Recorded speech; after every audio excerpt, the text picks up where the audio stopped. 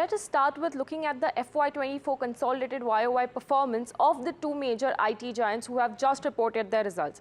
Now, when we look at the FY24 performance, we'll see that TCS has clearly outperformed Infosys in terms of revenue, EBIT, as well as net profit. As we can see that the EBIT margin for Infosys is down by 40 basis points, while for TCS it is up by 30 basis points. But there are a few points which might support Infosys going ahead. Firstly, let's look at discretionary spends. So across the industry, discretionary spends are under pressure. However, what can work out in favor of Infosys is that since Infosys has a higher share of revenue coming out from discretionary spends, in case there is revival in the discretionary spends going ahead, there will be more room for Infosys in the near future.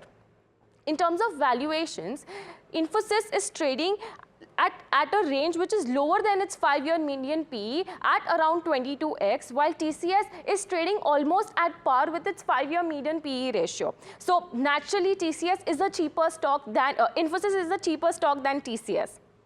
Now, in terms of one-year stock performance, we'll see that TCS is largely in par with Nifty IT. However, Infosys has underperformed TCS by 10%, which again means that when the sector as a whole will revive, Infosys will have a higher upside than TCS.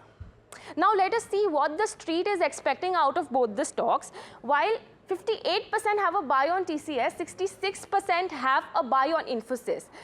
And in terms of sell rating, 21% have a sell rating and 19% have a sell rating for Infosys. So clearly, the street is also bullish for Infosys as compared to TCS. Now, in terms of target price upside, TCS has an upside of around 9%, while Infosys has an upside of 14% going ahead. So again, this indicates that the street is expecting Infosys to outperform TCS.